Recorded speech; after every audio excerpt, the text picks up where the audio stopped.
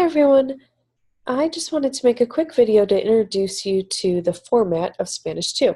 It's a little different than Spanish 1, and I've been getting a lot of the same questions, so I wanted to make this video to help you, give you a couple of tips and tricks so that you know how the course works and hopefully can better navigate through it. So no matter what quarter you're in, the course home is going to be the same. The contract, that's your first assignment. I wanted to quickly point out that the discussion voice activities aren't available in this course. So you do have voice activities. I know you're excited about those, but the ones that say discussion, those aren't available. The second thing I wanted to point out in the course home is plagiarism. So this video is great. Make sure you watch it. A quick thing on plagiarism. If you are looking up one word, that is completely fine. If you go to a paper dictionary or an online dictionary and you want to know how to say one word in Spanish, let's say you forgot how to say skirt. So you look it up, falda, great, you put it in your sentence. Plagiarism is when you do that with an entire sentence. So there's a lot of translators out there. If you put in the entire sentence in English and click a button and it gives it to you in Spanish, that is plagiarism. And I will tell you from a teacher's point of view, it is very obvious because I expect your sentences to be very short and to the point because you're just learning Spanish. Translators, on the other hand, are speaking more like native speakers, and so their sentences are more involved and use more difficult sentence structures. So your sentences should be short and sweet, and there we go. All right, the welcome folder. Course information is a great place to go if you have technical questions about the class, like typing accent marks or how to submit or record a voice activity, what system requirements you need for your computer to work well with the course, that sort of thing. This I wanted to point out because I didn't know this was here, but it's a great resource for you.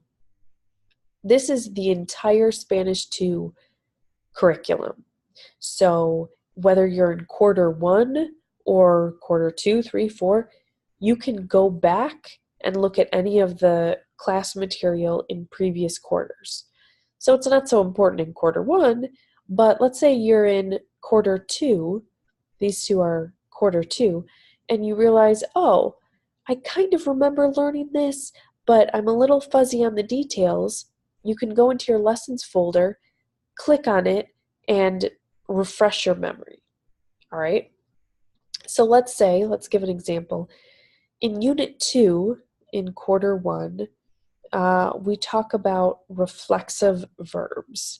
And I get a lot of questions on these, so I thought it would be good to point out. Reflexive verbs. And one thing I will tell you that's a little bit of a pet peeve of mine with this class is that the titles for the units don't reflect what is in the unit. So this doesn't say reflexive verbs. So sometimes it can be difficult to go back and find. But this is reflexive verbs, and this is the note sheet. And so let's say now you're in quarter 2 and reflexive verbs come up again, you can go back to your lessons and find this page to help refresh your memory. A couple of other tips with this. There's always a glossary tab up here. And glossary is just another word for dictionary. And this is the Spanish and the English. So if you want to say a cold in Spanish, you can look it up in English. But also, if you are reading a sentence in Spanish and you see the word abrigo and you're not sure what it is, you can look it up and it'll give you it in English. Okay, so obviously it's alphabetical. You just click on the letter that it starts with. Another tab that you always have available to you is the print tab. And though this might seem a little obvious, it's great for making quick note sheets. So you're not printing the entire course, you're just printing the page that you're on. So this is a page, again, on reflexive verbs. A lot of people have questions on these. So you could, of course, if your computer isn't hooked up to a printer, it would be great to write these notes out, but you can also print these 2 pages and then highlight, make notes, do whatever you need to do, and now you have your own little note sheet. Another tip, there we go. Another tip is if you read all of this information and you still feel like you're missing something, YouTube, believe it or not, is a great resource. So I always suggest going to YouTube and typing in exactly what it is that you're struggling with. In this case, reflexive Spanish verbs. Make sure to put the Spanish part in because there are reflexive verbs and other things in other languages. So you will get a ton of videos on reflexive verbs. Of course, I can't guarantee you that all of them are amazing, but there are some really good ones. And these top 2, Senor Jordan and the Spanish dude, most of the time when I've typed something in, one or both of them already have videos on it, and they both are really great. So check those out. They can really answer a lot of questions that you have that maybe this note sheet or your course doesn't offer. So those are just some tips that I have. I hope that you're able to enjoy Spanish too. I know it's difficult. I know there's a lot of material.